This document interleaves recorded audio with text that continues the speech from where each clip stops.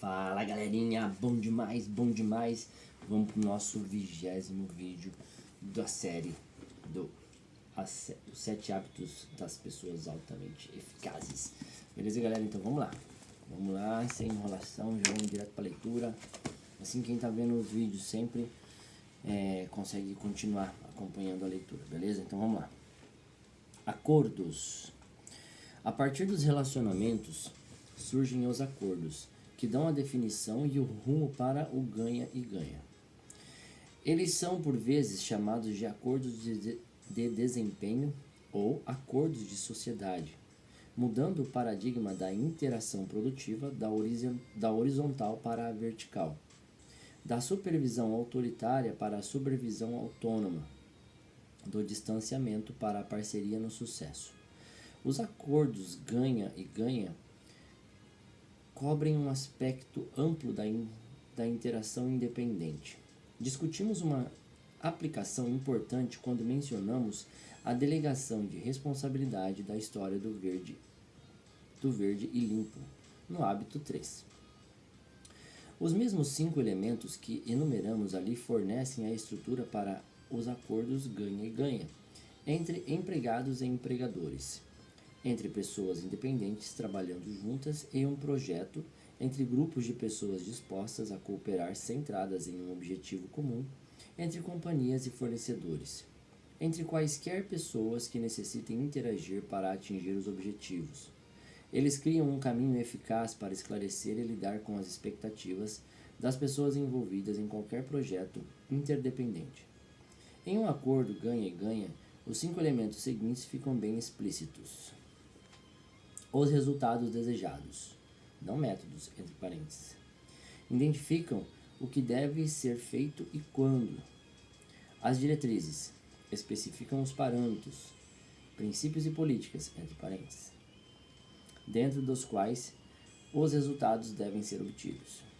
Os recursos identificam o suporte humano, financeiro, técnico e organizacional disponível para ajudar a atingir os resultados. A administração define os padrões de desempenho e o tempo de avaliação. E a responsabilidade, boas e más, naturais e lógicas, especificam o que acontecerá como resultado da avaliação. Estes 5 elementos dão vida própria aos acordos ganha-ganha. Um acordo e uma compreensão mútua clara nestas áreas criam um padrão pelo qual as pessoas podem medir seu próprio sucesso. A supervisão autoritária tradicional é um paradigma ganha e perde. Ela também é o resultado de uma conta bancária emocional exaurida. Se você não tem confiança ou uma visão comum dos resultados pretendidos, você tende a pegar no pé, controlar e checar tudo. Falta confiança, portanto, você acha que precisa controlar as pessoas. Bom dia, se a conta... Mas se a conta... Não sei porque eu falei bom dia agora, gente. Mas se a conta da confiança é alta, qual é o seu método? Sair da frente, desde que você tenha um acordo ganha e ganha para garanti-lo, e todos saibam exatamente o que é esperado, seu papel passa a ser ajudar e receber os relatórios dos progressos feitos. É muito mais nobre para o espírito humano permitir que as pessoas julguem a si mesmas do que julgá-las.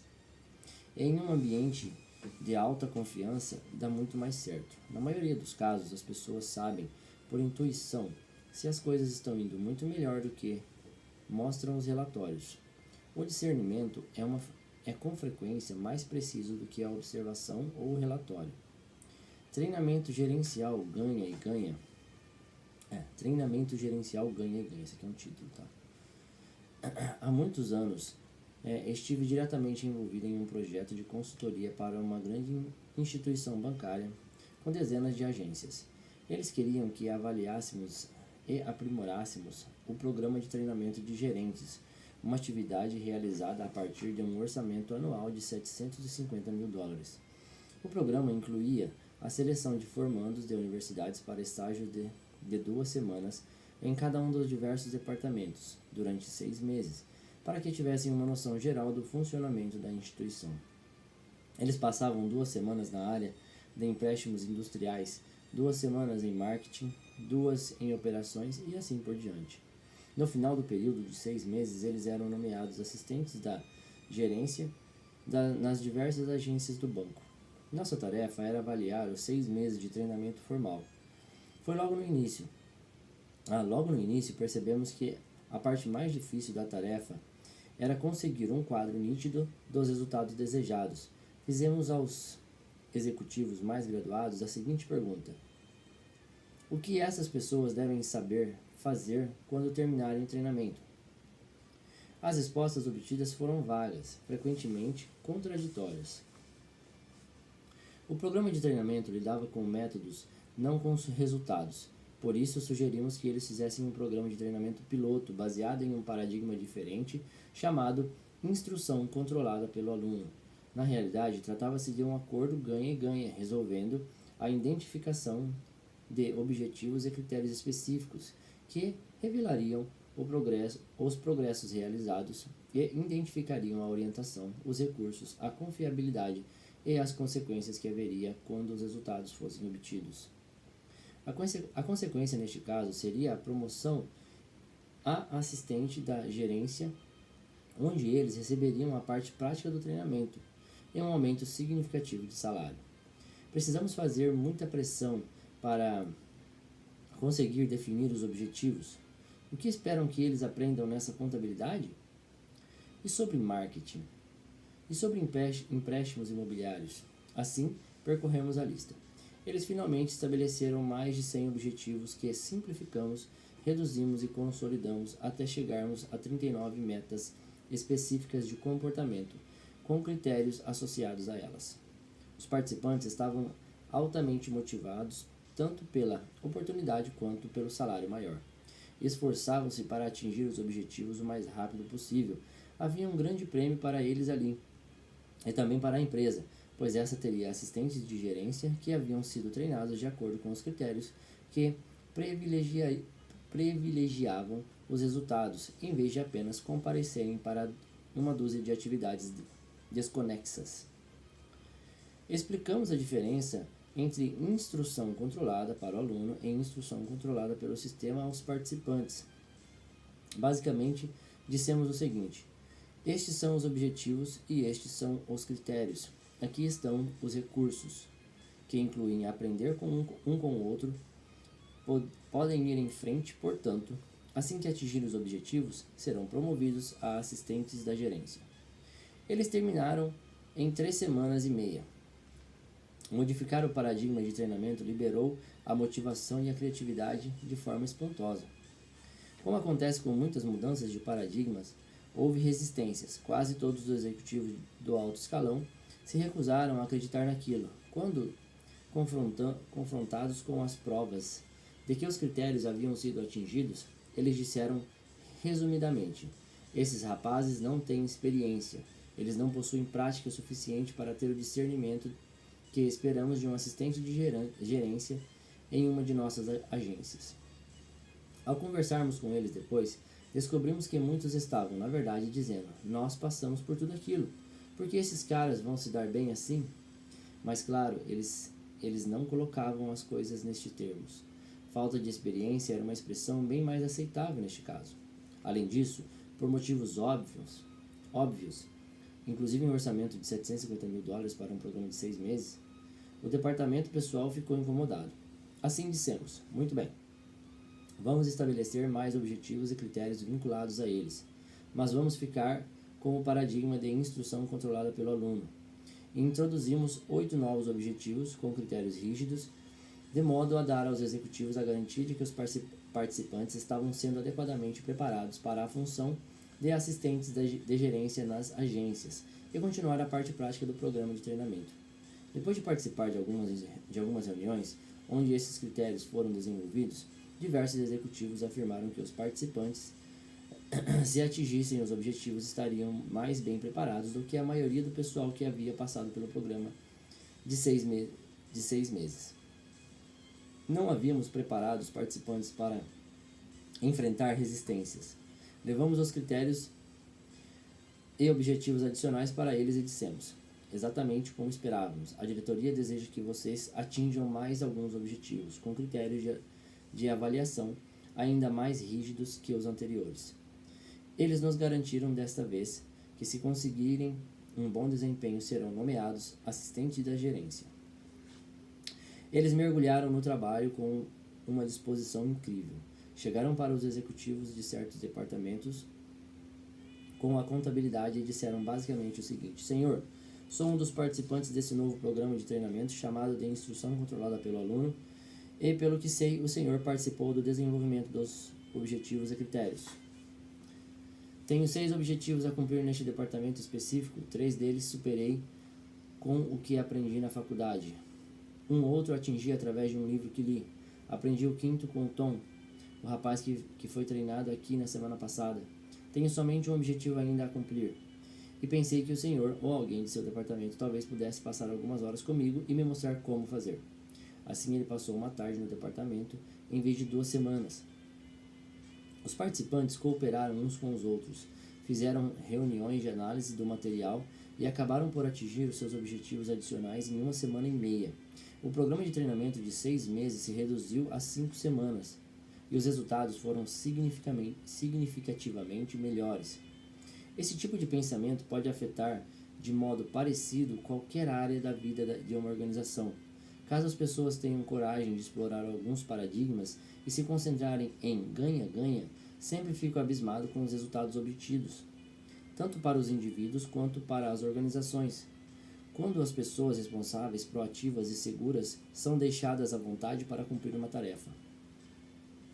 Acordo de desempenho ganha-ganha. Criar acordos de desempenho ganha e ganha exige mudanças vitais de paradigmas.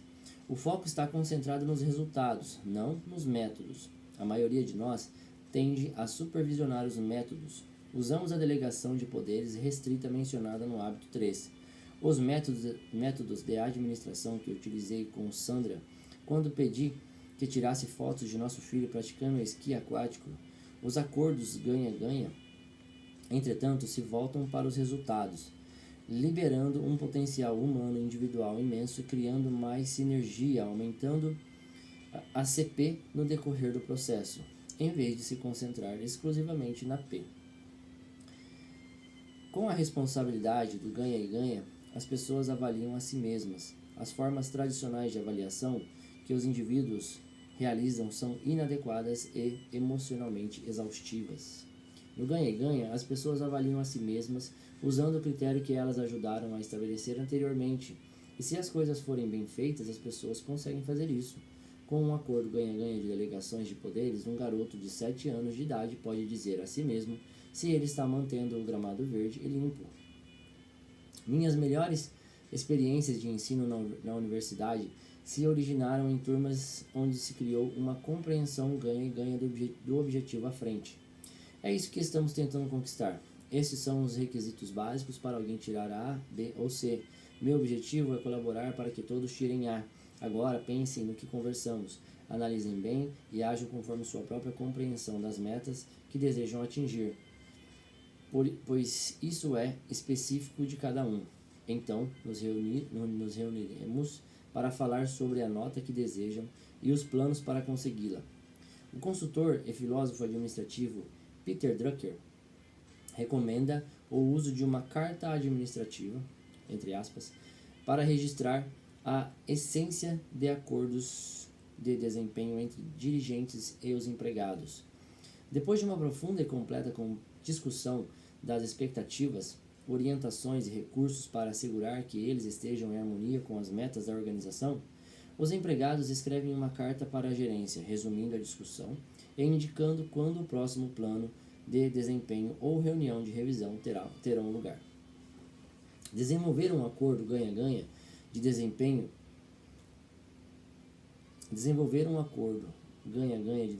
como este é a atividade central da administração. Tendo um acordo firmado, os empregados podem cuidar de si mesmos a partir das referências deste acordo. O gerente pode então agir como o carro-madrinha em uma corrida. Ele dá início à prova, depois sai do caminho. Seu trabalho daí em diante é remover as manchas de óleo. Quando um chefe se torna o principal assistente de cada um dos subordinados, ele pode aumentar significativamente seu controle. Níveis indiretos de administração e supervisão podem ser eliminados. Em vez de supervisionar 6 ou 8, um gerente pode cuidar de 20, 30 ou até 50 funcionários ou mais. Nos acordos de desempenho ganha e ganha, as consequências são o resultado lógico do desempenho, mais do que uma recompensa ou uma punição arbitrária estabelecida pela pessoa encarregada. Existem basicamente 4 modalidades de consequência, recompensas e penalidades, entre parênteses, que a gerência ou os pais podem controlar: financeiras, psicológicas, de oportunidade e de responsabilidade. As consequências financeiras incluem coisas como renda, opções de ações, gratificações ou penalidades. As psicológicas incluem reconhecimento, a aprovação, o respeito, a credibilidade ou a perda deles. A não ser que as pessoas estejam lutando apenas pela sobrevivência, a recompensa psicológica, com frequência, gera mais motivação do que a compensação financeira. A oportunidade inclui treinamento, desenvolvimento, estímulos e outros benefícios. A responsabilidade tem a ver com a visão e a autoridade, e ambas podem ser aumentadas ou diminuídas. Os acordos ganha-ganha especificam as consequências em uma ou mais áreas, e as pessoas envolvidas sabem disso desde o começo. Assim, ninguém faz as apostas no escuro. Tudo está claro logo de cara. Além dessas consequências pessoais lógicas, também é importante identificar claramente quais são os resultados naturais para a organização. Por exemplo, o que vai acontecer se eu chegar atrasado ao trabalho ou se eu me recusar a cooperar com os outros? Se eu não desenvolver acordos ganha-ganha de desempenho razoáveis com meus subordinados? Se eu não estabelecer recompensas pelos resultados desejados ou se eu não estimular seu aprimoramento profissional e melhorias na carreira deles? Quando minha filha fez 16 anos, fizemos um acordo ganha-ganha referente ao uso do carro da família. Combinamos que ela deveria obedecer às leis de trânsito e que deveria manter o carro limpo e cuidar da manutenção. Concordamos que ela deveria usar o carro apenas para propósitos responsáveis e servir de motorista para os pais, de modo razoável. E também concordamos que ela desempenharia todas as tarefas espontaneamente, sem precisar ser advertida. Estas eram as nossas metas. Também concordamos que ela pagaria parte das despesas do carro, da gasolina e do seguro, e combinamos que faríamos uma reunião semanal, normalmente no domingo à tarde, para avaliarmos como ela estava se saindo no acordo. As consequências eram claras. Enquanto ela cumprisse com sua parte no acordo, poderia usar o carro. Se não cumprisse o combinado, perderia o privilégio até que mudasse de atitude. Este acordo ganha-ganha criou expectativas claras desde o início para ambas as partes. Era bom para ela, poderia usar o carro e certamente era vantajoso para a Sandra e para mim. Agora minha filha poderia cuidar do seu transporte e ajudar no nosso, e não precisaríamos nos preocupar com a manutenção e a limpeza do carro, e tínhamos responsabilidade incluída no trato. Portanto, eu não precisaria pegar no pé dela ou supervisionar seus métodos. Sua integridade, sua consciência, seu discernimento e sua conta bancária emocional alta cuidariam dela muito melhor. Não seria necessário fazer pressão emocional, tentar supervisionar cada movimento ou inventar punições e recompensas na hora. Se ela não fizesse as coisas que deveria fazer, em nossa opinião, tínhamos um acordo ganha-ganha e isso deixava todo mundo mais livre. Os acordos ganha-ganha são capazes de liberar tremendamente as pessoas, mas se forem produtos de técnicas isoladas, eles não funcionarão.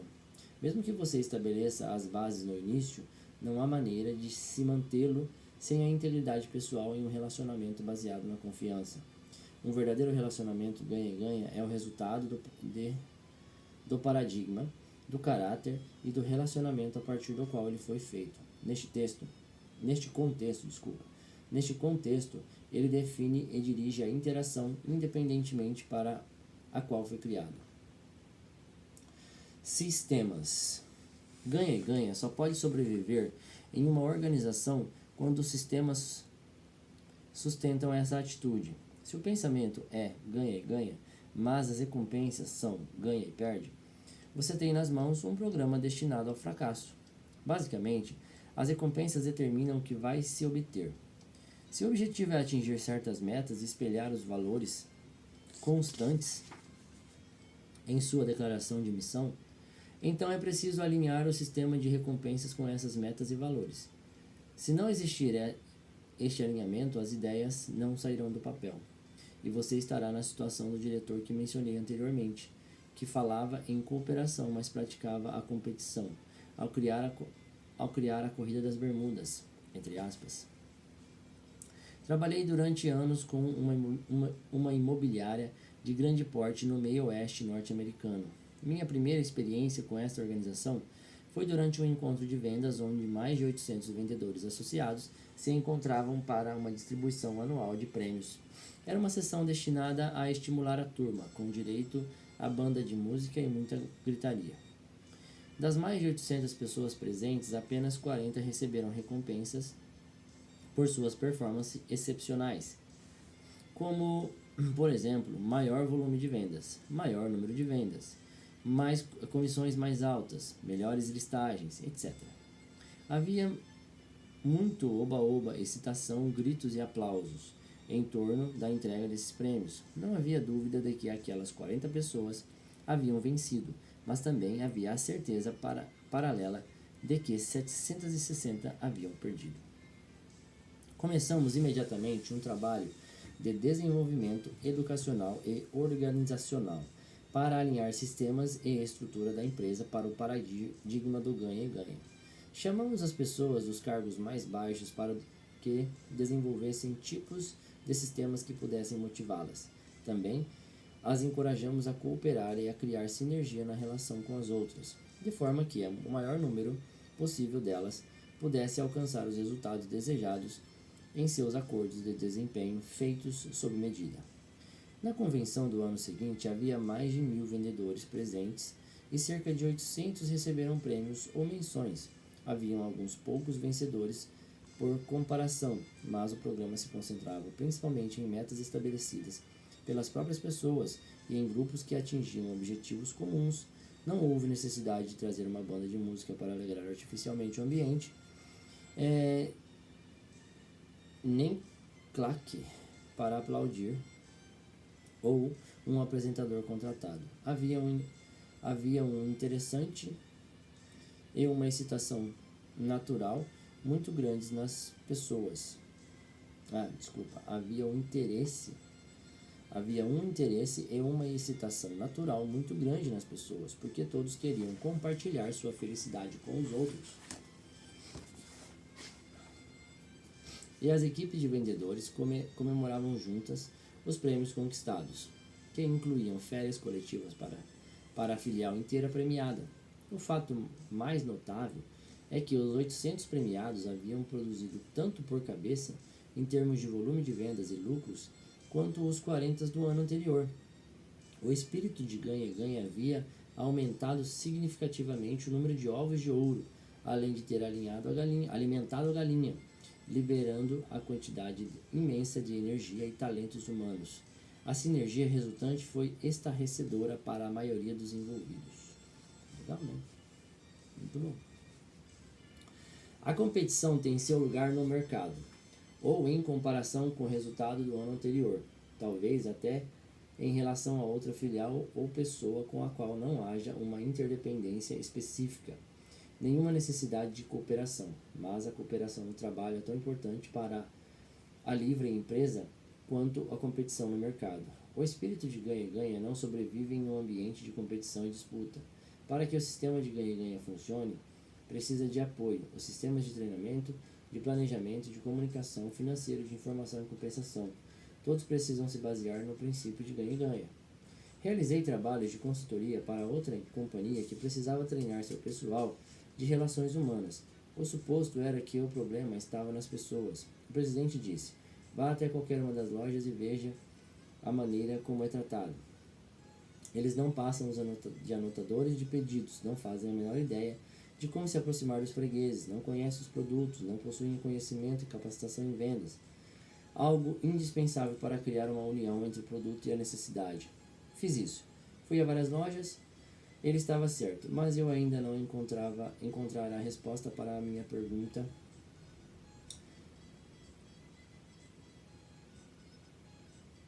Para a pergunta em minha mente. O que provocava aquela atitude? Olhe, somos as pessoas certas para resolver o problema, disse o presidente. Temos aqui chefes de departamentos que dão o melhor exemplo.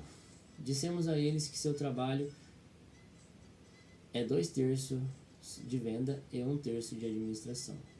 E eles estão vendendo mais que os outros. Eu gostaria que você desse algum treinamento para os vendedores. Aquelas palavras eram um perigo. Vamos tentar conseguir mais algumas informações, eu disse. Ele não gostou da ideia. Sabia qual era o problema, entre aspas, e queria que o treinamento começasse de uma vez, mas eu insisti em 2 dias identificamos o problema real. Em função da definição das tarefas e dos sistemas de compensação, os gerentes estavam ficando com o filé. Eles ficavam no caixa e acabavam responsáveis pelas vendas nos momentos de pouco movimento. No varejo, metade do tempo o movimento é fraco e na outra metade frenético. Os gerentes delegavam todos os serviços maçantes, controle de inventário, controle de estoque e limpeza, para os vendedores. Eles ficavam no caixa e faziam as melhores vendas. Era por isso que os chefes de departamento conseguiam um índice maior de vendas. Assim mudamos um sistema, o de compensação, e o problema foi corrigido da noite para o dia. Estabelecemos um sistema através do qual os gerentes só ganhavam quando os vendedores ganhavam. Somamos as necessidades e as metas dos gerentes às metas e necessidades dos vendedores. E a necessidade de um treinamento de relações humanas subitamente desapareceu. A chave era o desenvolvimento de um sistema ganha e ganha de recompensas que fosse verdadeiro. Em outra ocasião, trabalhei com o diretor de uma empresa que exigia avaliações de desempenho formais. Ele estava frustrado com a avaliação que tinha dado a um gerente em particular. Ele merecia 3, disse, mas eu lhe dei 1, o que significava superior, digno de promoção. Por que razão deu para ele? Perguntei. Ele atinge as metas, conseguiu os números, foi a resposta. Então, por que pensa que ele merecia 3? É o modo como age. Ele não liga para as pessoas, passa por cima delas. Ele é um encrenqueiro. Ao que parece, ele está totalmente focalizado em P, na produção. E é por ela que ele está sendo recompensado. Mas o que aconteceria se você conversasse com ele sobre o problema e o ajudasse ele a entender a importância da CP? Ele disse que havia tentado isso, mas foi sem resultado. Então, que tal fazer um contrato ganha-ganha com ele, no qual ambos aceitariam que 2/3 da avaliação viriam de P, que é produção, os números, e outro terço viesse da CP. A maneira como as pessoas o veem, o tipo de líder e incentivador das pessoas e equipes que ele é. Entendi. Bem, isso chamaria sua atenção, ele disse. Com frequência, o problema está no sistema, não nas pessoas. Se colocamos pessoas boas em sistemas ruins, obtemos resultados ruins. É preciso regar as flores para que elas cresçam. Quando as pessoas começam a pensar em ganha e ganha, elas começam a implantar os sistemas que vão reforçar essa ideia. Elas conseguem transformar situações desnecessariamente competitivas em momentos de cooperação e acabam por causar um impacto poderoso com sua eficácia, aumentando tanto P quanto a CP. Nos negócios, os executivos podem alinhar seus sistemas para criar equipes de pessoas altamente produtivas trabalhando juntas para competir contra os padrões externos de desempenho. Nas escolas, os professores podem criar sistemas de avaliação baseados no desempenho individual, no contexto de critérios consensuais, e encorajar os estudantes para que cooperem de modo produtivo e se ajudem para aprender a progredir. Nas famílias, os pais podem mudar o foco da competição para a cooperação O foco é só de competição para a cooperação. Em atividades como o boliche, por exemplo, podem registrar o score familiar e tentar superar a marca anterior. Eles podem definir responsabilidades domésticas com acordos ganha-ganha que eliminem as rusgas constantes e deixem os pais livres para fazer apenas o que eles podem fazer. Um amigo certa vez me falou de uma charge que ele leu, onde duas crianças conversavam. Uma delas dizia: se a mamãe não nos acordar cedo, vamos chegar atrasados na escola. Essas palavras trouxeram à sua mente os problemas que surgem quando uma família não está organizada em uma base responsável do tipo ganha-ganha. Ganha-ganha coloca a responsabilidade no indivíduo, que deve conquistar resultados específicos dentro de parâmetros claros e recursos disponíveis. Isso torna a pessoa responsável pelo desempenho, avalia os resultados e prevê as consequências como resultado natural das performances. E os sistemas ganha-ganha criam um ambiente que apoia e sustenta os acordos de desempenho ganha-ganha. Beleza, minha gente? Vamos ficando por aqui. Deixa eu anotar. Nós vamos continuar no processos. Como que a gente faz isso? Os processos para esse sistema ganha-ganha. E entender o ganha-ganha, o perde-ganha e assim por diante. Beleza, galerinha? Esse livro aqui é fantástico. Estou adorando ler esse livro novamente. E ele pode ajudar muito a gente, não só na nossa profissão, mas também no âmbito familiar também. Ele pode ajudar a gente a educar os nossos filhos de uma maneira que a gente vai ensinar eles, consegue ensinar, botar na cabeça deles que eles podem ganhar e a outra pessoa também pode ganhar. Então é muito bacana isso aqui. Tá bom? Então essa parte do livro é muito interessante. Eu volto amanhã com mais uma leitura. Falou? Aloha, até mais.